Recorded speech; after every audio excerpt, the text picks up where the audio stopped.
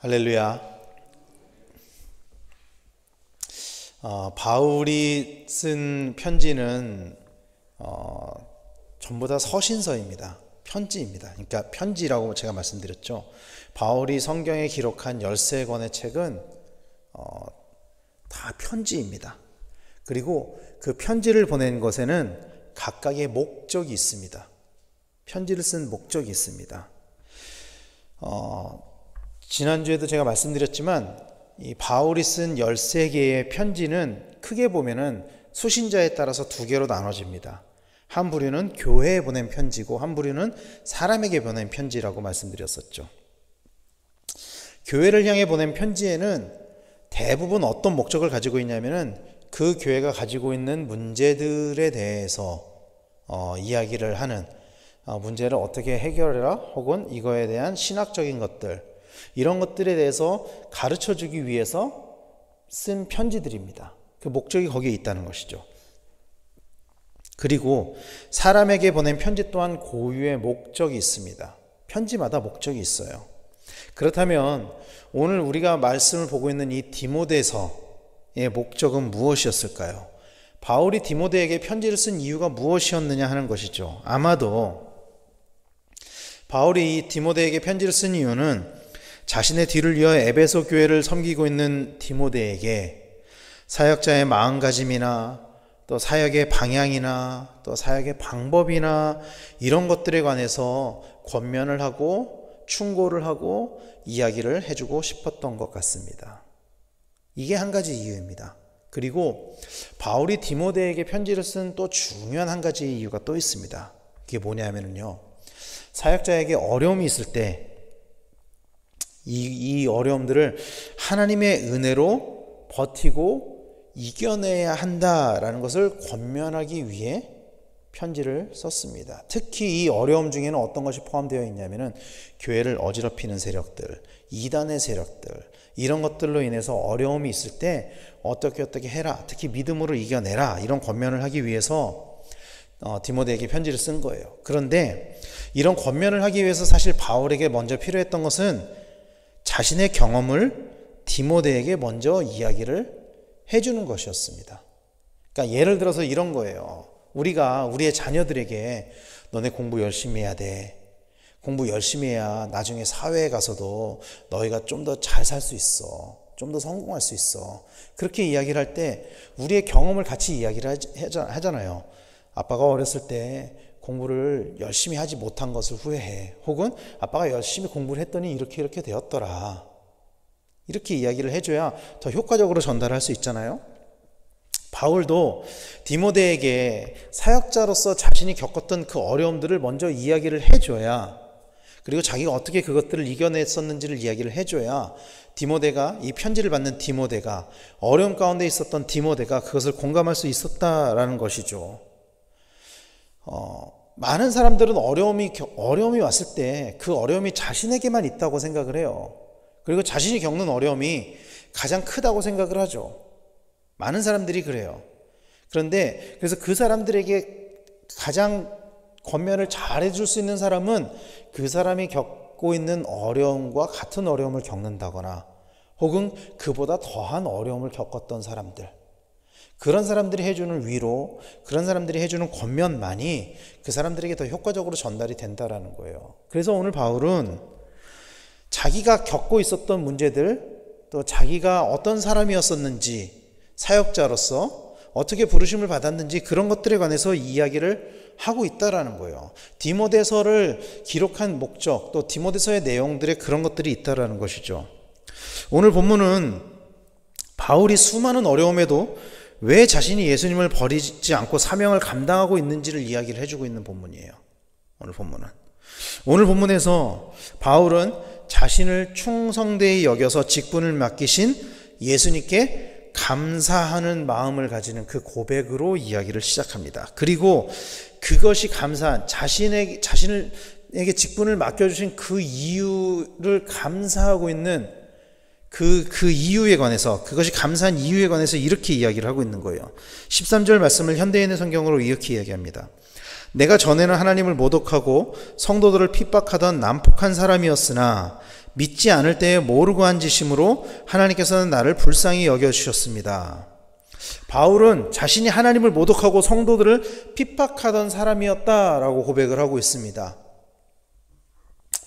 자기 객관화가 되고 있는 거죠. 내가 어떤 사람이었다. 내가 과거에 어떤 사람이었다. 그런데요, 여러분, 바울이 그렇게 했었던 당시 바울의 신분, 사회적인 바울의 신분이나 사회적인 바울의 역할은 무엇이었냐면은 저명한 유대인 율법교사인 가말리엘의 제자였고 산헤드린 공의회의 회원이었습니다. 의원이었습니다. 그러니까 바울이 자기는 그것을 모르고 한 짓이라고 이야기를 하고 있지만 사실은 그렇게 했던 것은 당시 유대교의 주류들에게는 당연한 일이었어요. 당연한 것을 넘어서서 예수를 믿는 사람들, 예수를 따르는 사람들을 핍박하는 것은 주류 유대인들, 그 유대교의 주류들에게 있어서는 그것이 상급을 쌓는 일이었어요. 그것이 하나님께 영광을 돌리는 일이었어요. 그것을 몰랐을 때 그랬다는 것이죠. 오늘 바울은 자기가 모르고 했었던 일도 큰 잘못이었다. 모르고 했었지만 큰 죄악이었다. 그렇게 고백을 하고 있거든요. 바울은 그것이 자신이 모르고 했었던 일이지만 그러나 예수님을 만나고 난 뒤에 그것들이 다 잘못된 일이었다라는 것을 깨달았다라는 것을 이야기를 하고 있어요. 고백하고 있어요. 내가 전에는 이게 잘못이었는지 모르고 했었다. 그러나 지나고 보니까 이게 큰 잘못이었더라. 그런데 그런 큰 잘못을 내가 했음에도 불구하고 하나님께서 나를 불쌍히 여겨주셔서 나를 용서하셨다. 그리고 나를 사용하셨다. 이렇게 고백을 하고 있는 거예요. 잘못된 것을 알고도 계속 그 길을 가는 사람들이 있습니다, 여러분. 잘못인 것을 몰랐을 때는 갈 수 있죠.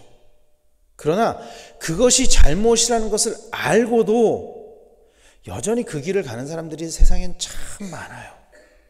세상엔 참 많아요. 왜 잘못된, 그것이 잘못인 것을 알고도 왜 그 잘못을 계속 행하냐면요. 그 길을 돌이키면 나에게 손해가 온다고 생각하기 때문이에요. 그러니까 그 잘못에서 돌이켰을 때 나에게 이익이 된다고 생각한다면 그 잘못을 돌이킬 거예요, 사람들은. 그러나 왜 잘못된 길을, 그것이 잘못인 것을 알면서도 계속 가냐 하면은 그 길에서 돌이켰을 때 나에게 손해가 온다라고 생각하기 때문이에요. 여러분, 세상 사람들만 그런 것 아닙니다. 그리스도인들도 많은 사람들이 그렇게 살아요. 예수를 믿고 이전의 삶이 잘못된 것이라는 것을 알았음에도 불구하고 이전의 삶을 그대로 사는 그리스도인들이 참 많아요. 왜냐하면 예수 믿고 예수님을 닮아가는 삶을 살려고 하다 보니까 이렇게 살면 내가 손해를 보는 것 같은데, 다른 사람에게 양보하면 이거 나한테 손해인데, 세상에서 착하게 살면 나한테 손해인데, 정직하게 살면 나한테 손해인데, 이렇기 때문에 그렇게 살면 안 된다는 것을 알면서도 여전히 그렇게 살아가는 모습들이 참 많다라는 거예요. 어쩌면 우리에게도 그런 모습이 있을지도 모르죠. 우리에게도. 그러나 바울은 자신이 잘못된 것을 알았을 때, 이것이 잘못된 길이라는 것을 알았을 때 바울은 즉시 그 길에서 돌이켰습니다. 많이 고민하지도 않았어요. 그 바울이 회심했을 때의 말씀을 보면은요, 많이 고민하지도 않았어요. 그 앞이 보이지 않았던 그 3일, 딱 그 3일, 눈앞에 비늘 같은 것이 떼져서 앞이 보였을 때 즉시 나가서 예수가 그리스도다, 예수가 부활하신 구주시다, 바울은 그렇게 선포했거든요. 만약에 바울이 이것이 잘못된 길이라는 것을 알았음에도 불구하고 만약에 그 길을 여전히 갔다면, 잘못된 길로 계속 갔다면 어떻게 됐을까요? 바울은 아마도 유대교의 지도자가 되었을 거예요. 아마도. 사회적으로 큰 성공을 하고 사람들에게 인정을 받았을 것입니다. 핍박을 받는 일도 없었겠죠. 매질을 당하는 일도 없었겠죠. 오히려 다른 사람들을 핍박하고 다른 사람들을 매질하는 역할을 했었겠죠, 바울이. 그러나 바울이 그 잘못된 길을 버리고 예수님의 부르심에 응답했을 때, 그 길을 돌이켰을 때, 여러분, 바울에게는 고난이 찾아왔습니다. 유대인들에게 괴롭힘을 당하고요, 심지어는 매를 맞고 감옥에 갇히기도 했죠.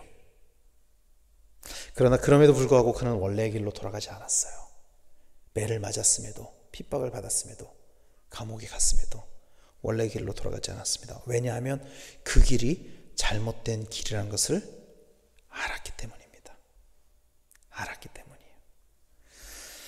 바울은 자신이 잘못된 길을 갔었지만 그럼에도 불구하고 자신을 구원하신 예수님을 이렇게 표현합니다. 15절에 미쁘다 모든 사람이 받을 만한 이 말이요 그리스도 예수께서 죄인을 구원하시려고 세상에 임하셨다 하였도다. 죄인 중에 내가 괴순이라. 자신이 죄인 중에서도 두목이었음에도 불구하고 예수님의 사랑으로 구원을 받았다라는 것을 인정하고 있는 것입니다. 여러분, 많은 사람들이 자기를 죄인이라고 인정하지 않아요.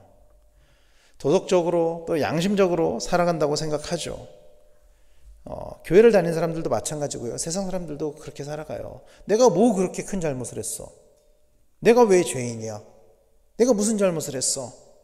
그런데 여러분, 하나님 나라에서의 죄인은 도덕적인 기준이나 양심적인 그런 기준으로 만들어지는 것이 아닙니다. 그 기준은 전적으로 하나님에게 달려있는 거예요.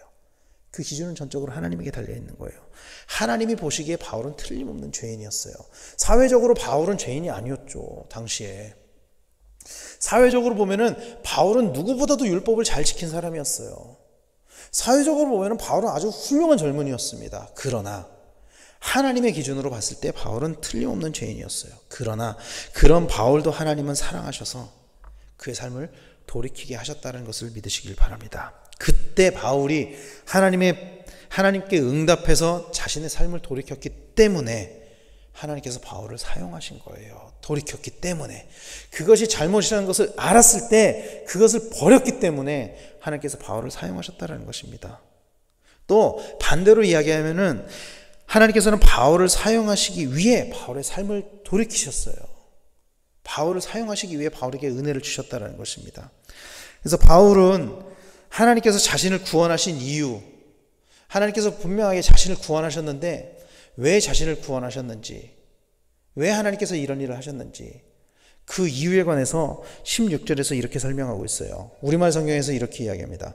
그러나 내가 긍휼히 여김을 받은 까닭은, 그러니까 자신이 긍휼히 여김을 받았다는 것을 분명하게 알고 있어요. 자신이 얼마나 잘못한 사람이었는지, 죄인이었는지, 그러나 그럼에도 불구하고 예수 그리스도께서 나에게 큰 긍휼을 베푸셨다, 이걸 분명하게 알고 있어요. 그러면서 그 이유를 이렇게 이야기를 합니다. 그리스도 예수께서 내게 먼저 끝없는 인내를 보이심으로써, 예수님이 먼저 나에게 인내를 보이심으로써 앞으로 주를 믿어 영생 얻을 사람들의 본보기로 삼으시려는 것이었다, 이렇게 이야기를 하고 있어요. 예수님께서 바울을 선택하신 이유는 영생 얻을 사람들의 본보기로 삼으려는 것이었다, 이렇게 고백하고 있습니다. 그리고 이것은요, 아마도 오늘 우리를 선택하신 이유와도 연결이 되어 있을 것입니다. 하나님께서 바울을 선택하신 이유는 바울을 통해서 앞으로 예수를 믿으려는 사람들에게 본보기로 삼으시려는 것이었어요. 그리고 오늘 우리를 선택하신 이유도 그런 것이라는 거죠. 사랑하는 성도 여러분, 하나님은 우리를 통해 많은 사람이 구원을 얻기를 원하십니다. 하나님은 우리를 통해 많은 사람이 구원을 얻기를 원하세요. 우리의 삶을 통해서 하나님이 드러나시고 우리의 삶을 통해 사람들이 하나님을 보기를 원하십니다. 그리고 그로 인해서 그 사람들이 영생을 얻기를 원하시는 거예요. 우리의 잘못된 모습을 봄으로 그들이 죽음을 얻는 것이 아니라 우리를 통해서 하나님을 봄으로, 우리를 통해서 예수님을 봄으로 그들이 영생을 얻기를 원하신다라는 것입니다. 이것을 위해 바울을 선택하셨고 이것을 위해 우리를 선택하셨다라는 것입니다. 그런데 우리의 삶은 어떠냐는 거예요. 우리는 여전히 어떤 때는 이것이 잘못이라는 것을 알고 있음에도 그 길로 가고 있지는 않느냐는 거예요. 그래서 세상 사람들이 봤을 때 세상 사람과 전혀 구별이 되지 않는 그런 삶을 살고 있는 것은 아니냐는 것입니다. 우리의 삶은 사람들이 보기에 하나님을 볼 수 있는 그런 삶을 살고 있습니까? 바울은 자신의 삶이 디모데에게 본이 되기를 원했던 것 같습니다. 그래서 내 자신의 삶을 디모데에게 보여주고 싶었던 거예요. 나는 이랬다. 나는 죄인 중에 괴수였지만 하나님이 나를 너무 긍휼히 여기셔가지고 나에게 은혜를 베푸셨다. 그래서 나는 그 고난과 핍박 가운데도 넘어지지 않고 여전히 복음을 전하고 있다. 바울은 디모데에게 자신의 삶을 보여주기를 원했고, 자기가 디모데의 본이 되기를 원했고, 또 디모데뿐이 아니라 다른 제자들, 또 성도들에게도 본이 되기를 바랬던 것 같습니다. 그래서 바울은 누구보다도 예수님을 닮은 삶을 살기 위해서 노력했어요. 세상의 것에 연연하지 않았습니다. 하나님의 음성을 듣고 그 하나님의 뜻을 알았다면 즉시 순종하는 삶을 살아가려고 노력했어요. 사역적인 부분에서도 내가 정말로 하고 싶은 사역이 있음에도 불구하고 하나님이 말씀하시면은 그걸 다 내려놓고 그냥 가요. 2차 전도여행을 마게도냐로 떠난 이유가 무엇입니까? 원래 바울의 계획이 있었지만 하나님이 환상 가운데 마게도냐 사람들이 자신들을 도와달라고 하는 그 환상을 보여주심으로 그냥 다 내려놓고 가잖아요. 낯선 곳으로. 그래서 결국 바울은 자신을 본받으라고 이야기를 해요. 초대교회 성도들에게. 빌립보서 3장 17절은 이렇게 이야기합니다. 형제들아 너희는 함께 나를 본받으라. 그리고 너희가 우리를 본받은 것처럼 그와 같이 행하는 자들을 눈여겨보라. 너희는 함께 나를 본받으라. 이렇게 이야기를 합니다. 그리고 성경은요, 바울만 그런 것이 아니라는 것을 이야기를 합니다. 바울만 그런 게 아니에요. 히브리서 13장 7절에 보면은 하나님의 말씀을 너희에게 일러주고 너희를 인도하던 자들을 생각하며 그들의 행실의 결말을 주의하여 보고 그들의 믿음을 본받으라. 나에게 복음을 전해준 사람들의 믿음을 본받으라. 거꾸로 이야기하면 내가 다른 사람들에게 복음을 전할 때 그 사람들이 나의 믿음을 본받게 하라. 그런 이야기인 것이죠. 그런 삶을 살아야 된다는 것이죠. 이를 위해 예수 그리스도께서 우리를 선택했다라는 것입니다. 이것이 오늘 우리가 살아가야 하는 그 삶의 모습이라는 거예요. 여러분, 디모데는 바울을 따라다니면서 바울을 통해 예수님의 형상을 보았습니다. 세상은 우리를 통해 하나님을 봅니다, 여러분. 교회를 통해 하나님을 봅니다. 그래서 교회가 타락하고 교회가 부패하면은 세상 사람들은 교회를 욕하는 것이 아니라 하나님을 욕해요. 하나님이 참된 신이냐?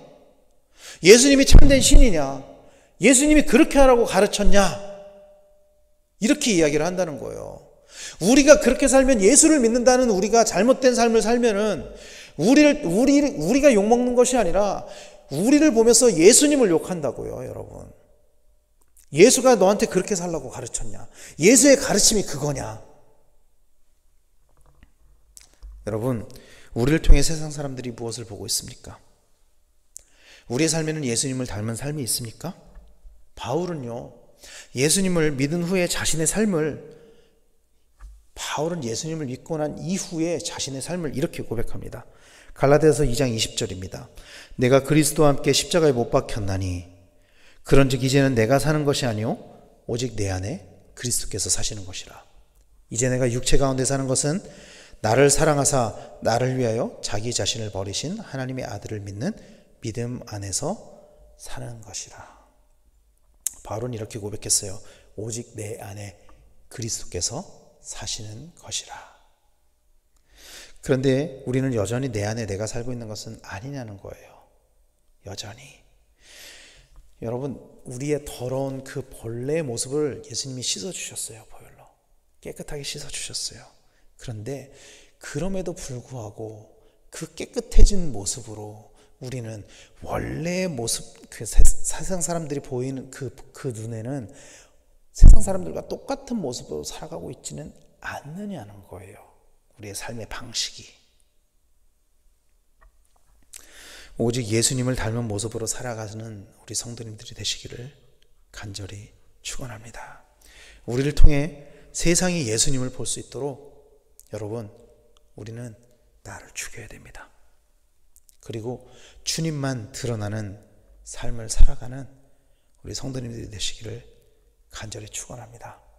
제가 시간이 좀 많이 갔지만 짧은 간증 하나 하고 말씀을 마칠게요. 제가 최근에 큰 은혜를 받았던 적이 있습니다. 어떤 일이었냐면은 아버지랑 같이 차를 타고 갔었어요. 아버지가 병원에 시술을 받으시고 아버지를 이제 집에 모셔다 드리는 상황이었어요.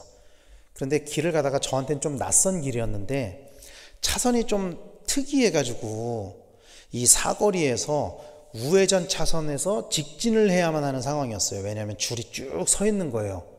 그 앞에 가서 저는 그 다음 사거리에서 우회전을 해야 되는데 줄이 쭉 서 있는 상황에서 저는 그 줄이 요번 사거리에서 우회전하는 차인가 보다. 그리고 왼쪽으로 가려고 했던 거예요. 그 사거리를 지나서 오른쪽으로 가야지. 이 차들은 우회전하는 차들이니까. 근데 아버지가 저한테 갑자기 오른쪽으로 붙어 그러시는 거예요. 그래서 왜 그러냐고, 저 우회전하는 차 아니냐고 막 붙으라는 거예요. 딱 붙었는데 붙고 보니까 직진하는 차들이었던 거예요. 그 차들이 우회전이 아니라. 그래서 제 아버지가 저한테 이렇게 말씀하시는 거예요. 야, 예수 믿는 사람이 저렇게 줄 서 있는데 끼어들어가면 세상 사람들이 어떻게 보겠니? 저희 아버지는 교회를 다시 다니신 지 불과 몇 년 되지 않았거든요. 목사한테 야, 예수 믿는 사람이 그래서야 되겠니? 저희 아버지가 저한테 그렇게 말씀하시는 거예요. 저희 아버지 교회를 다시 나가신 지 진짜 몇 년 안 되셨거든요. 10년도 안 되셨거든요. 제가 저는 길을 몰랐기 때문에 그랬던 건데 낯뜨거워지는 거예요, 제가. 저는 그렇게 운전하지 않거든요, 평소에도. 근데 아버지가 그렇게 말씀하시니까 제가 막 부끄러워지는 거예요. 나 그렇게 평소에 운전 안 하는데도. 여러분, 예수 믿는 사람은요, 예수님이 드러내게 살아야 돼요. 세상 사람들이 보기에 뭔가 저 사람은 달라, 뭔가 저 사람은 특별해. 우리가 예수님 처음 믿었을 때도 예수 믿는 사람들을 보면서 그랬었잖아요. 옛날에 예수 믿는 사람들은 다른 사람들보다 정직해, 예수 믿는 사람들은 다른 사람들보다 성실해. 그런 모습이 오늘 우리에게도 있어야 된다는 것이죠. 바울은 그렇게 살았고요. 그런 모습을 디모데가 보기를 원했어요. 그런 모습이 오늘 우리에게도 있기를 축원합니다. 그래서 우리를 보고 있는 우리의 디모데들, 특별히 우리의 자녀들, 우리를 보고 있는 우리가 전도하고 싶은 그 사람들이 우리의 믿음을 이어받아서 가정에서 보면 그 신앙의 대를 잇는 가정이 되기를 소망하고요. 또 우리가 전도하려고 하는 그 대상자들이 우리를 통해서 예수님을 바라보고 영생을 얻게 되는 그런 일들이 우리 안에 날마다 넘치게 되기를 예수 그리스도 이름으로 간절히 축원합니다. 기도하겠습니다.